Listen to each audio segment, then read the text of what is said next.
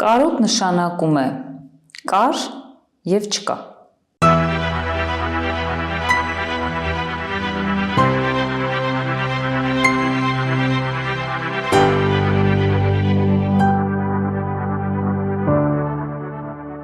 Ողջույն նորից բոլորին, մենք կրկին հանդիպել ենք, մենք նկատի ունեմ ես եւ իմ շատ սիրելի Մարիամա Մեհրաբյան եւ կրկին խոսելու ենք քո մասին։ Ինչու՞ քո, որովհետեւ դու ես մեզ լսում եւ այս հարցը ես վստահ եմ, որ ինչ որ կերպ, ինչ որ ձև անդրադառնում է քեզ։ Եվ այսօր ես առաջարկում եմ խոսենք կարոտից, կարոտի դրսևորման ձևերից։ Այո, Լիա, ողջույն եթերային։ Ես սկսել եմ տարբերակել մեր առողջության ողջույնը եւ եթերային ողջույնը։ Ինձ թվում է բարևը եւ արևը շատ չի լինում, պետք է դա անդադ ասել։ Մանավանդ այնպիսի թեմա ինչպիսին կարոտն է, ասում է նախկինում կար կարոտագիր։ Երբ մարդիկ նամակ էին գրում, սկսվում էր հենց այդպես։ Կարոտագիր տողով, գրում եմ կարոտով, այո։ Իսկ այսօր դե կարոտում են եւ որ պայն ուզենան կարող են տեսազանգով փորձել դա փարատել, բայց արի ու տես նամակով կգրես, փոստով կուղարկես, թե աղունիկի ոտքով, թե ամեն 30 րոպեում մեկ տեսազանգով կկարողանաս մարդուն տեսնել, միևնույն է, դա կարոտից մարդու հոգին չի ազատում։ Դա մի պահ փարատում է, որովհետեւ այն հույզը, որ իմ հարցին հաճախ մարդիկ պատասխանում են հեռավոր տեղերից, որ տարբեր սիմպտոմներ են քննարկում եւ այդ սիմպտոմները վերաբերվում են հենց կարոտին, գալիս է, որ մենք կարող ենք խոսելիս, գրելիս այդ պահին այդ կարոտը փարատել եւ չզգալ, բայց արի ու տես, որ բավական է զանգը անջատես եւ նորից այդ ալեկոծությունը լինում է։ Ինչպես իմ չքնաղ Լեան ասաց, կարոտ ունի դրսևորման ձևեր։ Մարդ կա կարոտի ժամանակ խիստ պարփակվում է եւ սկսում է խեղդել կարոտը, որովհետեւ կարոտի դրսևորումները հաճախ այնպիսին են, որ մարդուն ասում է ցույց տուր, որ քեզ մոտ ամեն ինչ լավ է, որպեսզի երբ մորդ հետ խոսես կամ երբ հարազատիդ հետ խոսես, նրան չտանջես քո կարոտով եւ մարդիկ սկսում են այսպես պարփակված շփվել, կարծես երկու պատ շփվի, ամեն ինչից խոսում են, ամեն ինչ լավ է, նույնիսկ հա, հի, ինչպես ասում են, բայց ջիգյարը չկա։ Ոչ թե ջիգյարը չկա, այլ իրենք չկան։ Այսինքն այդ հոգևոր կապը մեկ ուրիշ տեղ է գնացել եւ նկատել եմ մի տեսակ կոնֆլիկտ կա, որով որ մարդիկ կարող են զանգել դիմել հոգեբանին, դրա տակ ընկած է լինում կարոտը, որը նրանք չեն բարձրացայնում, չեն ասում եւ քանի որ դա բերում է պատնեշի ձևավորման, պետք է պայթյուն լինի, չէ, որ հարաբերությունները նաեւ բացվեն եւ դա լինում այն կոնֆլիկտը, որի հիմքում ընկած է լինում կարոտը։ Կարոտի մեկ այլ ձև է այն, որ մարդ շատ է դա ասում։ Շատ է ցույց տալիս, շատ է ասում։ Այո, գրում է, այսօր սոցհարթակներում կարող են գերկարոտի դրսևորում։ Գերկարոտի դրսևորում, շատ լավ բառ էր։ Այդ գերկարոտը անընդհատ արտահայտվում է ասելով, գրելով եւ նման մարդիկ նաեւ շատ նեղություն են զգում, նեղվածություն են ունենում եւ նույն ձև իրենց չեն կարոտում։ Եվ դա բերում է մեկ այլ խնդրի, որովհետև կարոտի այդ ձևը, որտեղ էմոցիաները շատ են, բնական է։ Մարդ շատ է տալիս եւ փոխադարձ շատ ուզում է, որտեղ ինքը տալուց նաեւ դատարկվում է։ Եվ մտածում է, որ դիմացինը նույն կերպ պետք է դրսևոր իր կարոտը, ինչպես նա է դրսևորել։ Բայց հաշվի առնենք այն, որ մարդիկ տարբեր են, էմոցիոնալ ակտիվությունը եւս տարբեր է, կարոտի դրսևորումներն ու չափաբաժինը եւս տարբեր է։ Շատ ճիշտ է եւ այս բոլոր չափանիշները կբերեն հակաստրեսի, այսինքն կա հեռավորությունը, կա կարոտը, բայց ամեն ինչ պետք է լինի իր ադեկվատ սահմաններում։ Կարոտի մի ձև կա, մենք ավելի խոսեցինք մարդ-մարդ հարաբերություններից, որ օրինակ կարոտն է հողին։ Շատերը կարող են նույնիսկ ավելորդ համարել, որ մարդիկ գալիս են եզվարթնոց օդանավականում հողն են համբուրում։ Դա չի կարելի ավելորդ համարել կամ անտեսել, որովհետև դա էլ մի տեսակ հույս է, որը ես պատկերացնում եմ մարդու մեջ իր քայլած հողի վրա եւ այդ կանչով ինչպես են ապրել երկար տարիներ եւ դա հենց միաձուլումն է ինքն իր հետ։ Այսինքն իր եսը օտար երկրում եւ իր եսը հայրենիքում դրանք են դառնում մեկ միասնություն։ Ինքը օտար երկրում կիսատ է։ Եվ գալիս է այստեղ միավորվում է, օրինակ այդ դեպքում համբույրն է եւ գրկախառնությունն է հողի հետ։ Սա է կարոտի մեկ այլ ձև է։ Դրսում կարող ենք հյուրընկալվելիս տեսնել շատ ազգային տարեր, ազգային անկյուններ, այստեղից տարած, թող օրհնվե այս տունը, մեծ եւ փոքր Մասիսի նկարներ եւ այլն եւ այլն։ Որոշ մարդիկ իհարկե դա կարող են պաթոս անվանել, դա էլ իհարկե կարելի է ասել, որովհետեւ դա էլ էմոցիոնալ մեկ ձև է եւ ինչպիսին որ մարդն է, այդպիսին ենք մենք նրան ընդունում։ Սակայն մի կարոտի դրսևորում այս սիմվոլների մեջ կա, որ մարդը անդադ իրեն հիշեցնում է, որ դու քեզ երբ կարոտում ես, այս սիմվոլների մեջ քեզ կարող ես գտնել։ Այն մարդիկ, ովքեր այս պահին իրենց սիրելի հայրենիքում չեն, իրենց տանը չեն, տունը միայն բնակարանը չէ, տանը չեն, երբ դուրս են գալիս բոլորը հայերեն չեն խոսում, երբ ինքը նույն արևը չի տեսնում եւ կարծես երկինքը իրենց համար այլ լինի այստեղ եւ այնտեղ եւ կա այդ ճշմարտությունը, ես իմ մաշկի վրա եմ դա զգացել, ընդամենը 20 օր բացակայելով երկրից, ես ինչպես ասում են, չեմ ուզում պատկերացնել տարիներ շարունակ դրսում ապրող մարդու կարոտի չափաբաժինը, որը դառնում է ներսից կոկորտը սեղմող հրեշ։ Կարոտը շատ նուրբ զգացողություն է, չի ուզենա հրեշի հետ համատել, բայց թողած հետևանքը մարդու օրգանիզմում, երբ որ մարդիկ ինձ պատմեն ոնց են խեղդվում, դա այո ներսում ինքը նմանվում է հրեշ, ինչպես կասկածը, որտեվ կարոտի ժամանակ մարդը սկսում է կասկածել, ինքը ճիշտ տեղում է թե ոչ։ Թե ոչ, այո։ Ժամանակի մեջ չի տեղավորում, տարածության մեջ չի տեղավորում եւ նրա համար կա այդ միտքը ես գնամ, թե մնամ, սա ինչ է որ կասկած չէ։ Հենց կասկած է, որ այս կասկածը միշտ է հրեշավոր։ Եվ երբ այդ խեղդող կարոտից դու վերադառնում ես այն վայրը կամ այն մարդուն, ում կարոտել ես, ինչի՞ց է լինում, որ երբեք չենք կարողանում հագենալ կարոտը առնելուց։ Միևնույնը չենք կարող ասել ես կարոտս առա, որովհետև քո նշած վարքյաներ անց զանգը անջատելուց կամ մարդուն հանդիպելուց կամ հայրենիքը վերադառնալուց վարքյաններ անց մենք հասկանում ենք, որ մենք կրկին կարոտում ենք եւ դա մեզ բավարար չէր։ Մենք մեր կարոտը չառանք։ Դա կիսատության զգացողությունն է, երբ մարդ նպատակների մեջ կիսատ է, որովհետև մարդ միշտ ինչ-որ մտադրությամբ է այստեղից գնում, իր տանից գնում է ուսումնառության, գնում է աշխատանքի, գնում է փախնելու,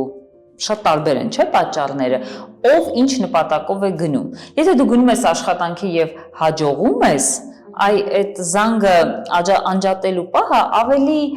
ծանր չէ, քան այն դեպքում, երբ որ դու այստեղից փախել ես եւ այդ կիսատությունը, որ թելի մի ծայրը դեռ այստեղ է, ու դու չգիտես այդ մի ծայրի հետ ինչ ես անելու։ Կարոտը նաեւ այս դեպքում է ուժ գնանում։ Նորից եմ կրկնում, որտեվ քո մի ոտքը դեռ այստեղ է եւ քո մտքի ծայրն է այստեղ եւ քո մի կեսն է այստեղ եւ քո մտքերն են այստեղ։ Մարդը հաճախ ֆիզիկապես է գնում մտքերը թողնելով այստեղ։ Սա մարդու համար պատկերացնել է պետք, թե ինչքան տանջալի է, ինչքան տառապալից է։ Այսպես անելը իսկապես կյանքից շատ օրեր է խլում։ Երբ փորձում ես բաժանվել քո ընտանիքի անդամից կամ ամենահարազատ մարդուց, գուցե հենց այն միտքը, որ դու գիտակցում ես, որ նրա հետ շուտով բաժանվելու ես, թույլ չի տալիս ներկա պահին դու լիարժեք առնես քո կարոտը եւ վայելես, որովհետեւ այն միտքը, որ շուտով ես գնալու եմ կամ նա գնալու է եւ մենք կրկին հեռանալու ենք, թույլ չի տալիս վայելել ներկա ակնթարթը, ներկա պահը, որ նա քո կողքին է եւ դու նրան կարող ես գրկել ու առնել քո կարոտը։ Լիա, սիրելիս, շատ ճիշտ դիտարկում է, որ մենք պահը բաց թողնելու մեծ վարպետներ ենք։ Հատկապես երբ որ մեր միտքը ամենակարևոր պահին զբաղված է լինելու, թե ինչ է լինելու վաղը։ Այո, ներկան բաց թողնելով կենտրոնանում ներկան։ Այո, մենք այդպիսի տեսանյութ անպայման կանենք, ինձ թվում է, որպեսզի գործնական միասին քննարկենք եւ սովորենք ինչպես ներկան բաց չթողնել, անկախ ամեն ինչից, անկախ տարբեր դրվագներից, որոնք կարոտի հետ են կապված կամ գործնական այլ դրվագների հետ են կապված։ Այս պահին եկեք ֆիքսենք այս փաստը, որ կարոտը ինքը այն ժամանակ է ուժեղ, սեղմող եւ հուզական մասով խանգարող, որտեղ նաեւ կարող է շատ մոտիվացնող լինել կարոտը, գործերը արագ դասավորեն, որ շուտ հետ գնամ տուն։ այս մասը, որտեվ կարոտել եմ, ել չեմ դիմանում եւ խեղդվում եմ։ Սա մոտիվացիայի մասն է, բայց խանգարելու տեսանկյունից այն է, որ ես կենտրոնացել եմ այդ հույզերի վրա, որ ես հեռու եմ եւ չեմ կենտրոնում նպատակներս վրա։ Դա հաճախ լինում է նպատակը սխալ սահմանելուց։ Ինչու եմ ես գնում օվկիանոսից այն կողմ։ Ինչու եմ ես գնում Ռուսաստանի Դաշնություն։ Ինչու եմ ես գնում X կարգավիճակով եվրոպական երկիր, որտեղ ինձ որը մեկը գրկաբաց չի սպասում։ Ճիշտ է, որտեղ արդեն բոլորիս համար պարզ է, որտեղ ինչ կա հայ մարդու համար, ով այդ երկրի քաղաքացին չէ, ինչ քարքարոտ ճանապարհներ կան։ Եվ որքան էլ որ քո տանը լինի դժվար կամ քեզ նեղացնող, ես կարծում եմ այդտեղ միևնույն է շատ հաճախ դու ավելի ռեսուրսներ ես գտնում առաջ գնալու համար, քան կարոտի մեջ ավել քարքարոտ ճանապարհ հարթելու համար։ Մի փաստ կա կարոտի մասին, կարոտախեղդ այս արտահայտությունը օգտագործեմ, որովհետև մենք հայրենիքի մի շատ մեծ կտոր կորցրած ազգ, այսօր փոքր, բայց երբեմնի շատ մեծ, եւ տարբեր պատմական փաստեր դնում ես, ինչպես մարդը մեկը չէ, 10-ը չէ, միլիոն ու կեսը կոտորվեց եւ իր տունը դատարկ թողեց, մի ամբողջ փրկված խումբ մարդիկ տարբեր երկրներում ոչ միայն կարոտում էին տունը, այլ նաև տանջամահ եւ տանջահար էին լինում այդ տունը չվերադառնալու անկարողությունից եւ վերջին դեպքերում նույնպես մենք այդ փաստի հետ բախվեցինք։ Սա կարոտի ամենադաժան ձևն է, որովհետեւ կարոտը կարոտ, բայց դու պետք է կարողանաս հետ վերադառնալ։ Եվ ամենածանր պահը, որ հային պատմական տարբեր իրավիճակներում հանդիպել է, դա անվերադարձ կորուստն է։ Այստեղ մարդը ասում ենք, չէ, շատ տաղանդավոր վեպերում ենք հանդիպել, կարոտը սրտում գնաց, կարոտը սրտում մահացավ։ Ուղղակի խորությամբ պետք է պատկերացնել, ինչ նկատի ունի մարդ, ով սա գրում է։ Մենք հեշտ ենք ասում, շատ երևույթներ կան, որ ուղղակի լեզվով ասելը հեշտ է, եւ մարդկանց էլ է հաճախ թվում, որ հոգեբանին է հեշտ ասել, վերլուծաբանին է հեշտ ասել։ Ուղղակի պատկերացնելը պետք, թե կարոտի այս նկարագրի հիմքում ինչ է ընկած։ Ընկած է մի անդառնալի ցավ, անդառնալի կսկիծ, վերջը չերևացող մութ եւ անհույս մի առանց ապագա մի իրավիճակ։ Եվ երբ որ տեսնում ենք իրականում այդ մազապուրծ բեկորներից հետո ինչեր ենք ստացել, այսինքն ինչ տաղանդավոր մարդիկ եւ անհատներ, ապա հասկանում ես, որ այն կարոտի մոտիվացնող տարբերակը մարդը մի ամբողջ հայրենիք իր մեջ այնպես է գեներացրել, որ իր տաղանդն է սկսել աշխատել, այսինքն ստեղծագործական էներգիան որովե դեպքում քո մեջ չեն սպանի, քեզ կընկճեն, քեզ միգուցե կոտնահարեն, քեզ կարտաքսեն, բայց քո ներսում ապրող ստեղծագործողին երբեք։ Եվ դրա համար պետք է ասել, որ հայ մարդը այն ստեղծագործող մարդն է, որը դարերի մեջ է ապացուցել, որ ինչքան ինձ ցավեցնեն, այնքան մեծ կստեղծագործեմ։ Այս փաստը կարոտը իր մեջ կրում է եւ ունի ազգային դրսևորման առանձնահատկություն։ Hey, it's me again. I know it's late to be calling and all that, I know you probably don't want to talk to me or anything, but I was just calling to say that I miss you. See, I can't really talk to anybody the way that I talk to you or anything like that. I don't really know what to say other than the fact that I miss you, and I really love you, Marianne, and yeah, I'm sorry.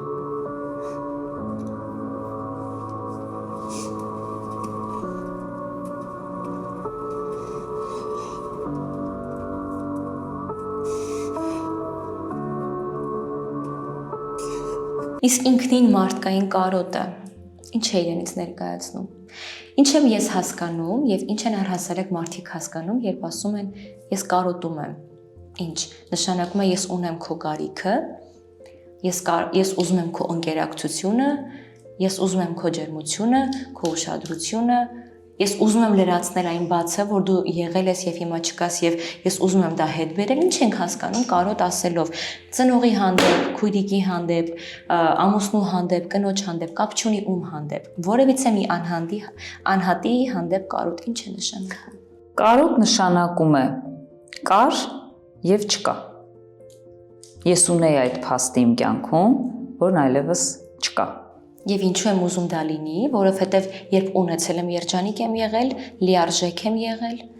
Եվ երբ ես դա ունեցել եմ եւ երջանիկ եմ եղել, երբ չունեմ ես երջանիկ չեմ։ Ես ուզում եմ դա ունենամ, որ գտնեմ ինձ, երջանիկիս։ Փաստացի ստացվում է մենք կարոտում ենք, երբ հերվանում ենք կամ կորցնում ենք Եվ գնահատում ենք։ Որովհետև միայն այդ ժամանակ կարող ենք հասկանալ այդ մարդու բացակայության արդյունքում մենք որքան դատարկ ենք, կամ որքան տխուր ենք, կամ որքան անզոր ենք, կամ որքան դժբախտ, կամ որքան այլ էինք նրա կողքին։ Այսինքն Սա է կարոտի կոնցեպտը։ երբեմն մենք կարոտում ենք մեր այն տարբերակը, թե ինչպիսին էինք մենք, երբ կար նա։ Փաստը։ Ինքներս մեզ ենք կարոտում, մեր նախկին տարբերակը։ Երբեք կարծում եմ, մենք չենք շեշտադրում կարոտի ժամանակ, որ նրան եմ կարոտել։ Մենք դա ասում ենք լեզվա մտածողությամբ, ֆիգուրն ենք մատնանշում, բայց իր ենթատեքստում մենք մեզ ենք կարոտում, երբ այդ փաստը կար մեր կողքին։ Մենք առանց այդ մարդու, առանց այդ երևույթի նույնը չենք, ինչ որ է այդ պահին, երբ որ մենք խոսում ենք կարոտից։ Քո աչքերում շատ կարոտ կա, Լիա։ Ինչն ես կարոտում վերջին, օրինակ 5 տարիներում։ Կարոտում եմ տատիկիս։ Ու ես հասկանում եմ հիմա, որ ես կարոտում եմ այն Լիային, ով որ ուներ տատիկ եւ իր կյանքը ընկերակցում էր տատիկի հետ։ Եվ այդ բացը, քանի որ ոչնչով չեմ լրացնում, եւ ես այդ նախկին թորնիկ Լիան չեմ, ես կարոտում եմ եւ թորնիկ Լիային, եւ իմ տատիկի ընկերակցությանը եւ այն ժամանցին, որը որ ունեցել եմ նրա հետ։ Ամեն դեպքում ստացվում է քո ասածը, ես կարոտում եմ իմ նախկին տարբերակը։ Այո, դա չի շղթում այն փաստը, որ տատիկը կարևոր էր, բայց տատիկը այնքան էր կարևոր քո կյանքում, որքան որ դու էիր նրա կողքին։ Տատիկի արժեքը մեծ է, բայց Լիան կարոտում է իրեն, երբ ինքը տատիկի կողքն էր։ Տատիկը քեզ տվել է այնպիսի Լիա,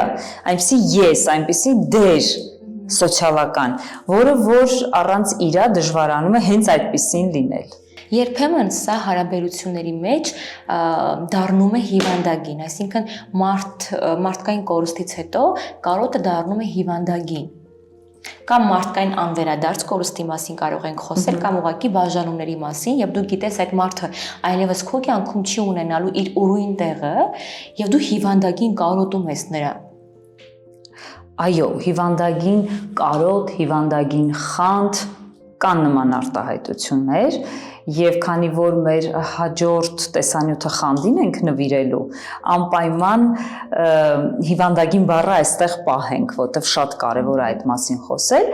Իրականում հիվանդագին կարոտը մեր բաց չթողնելու հետ է կապված։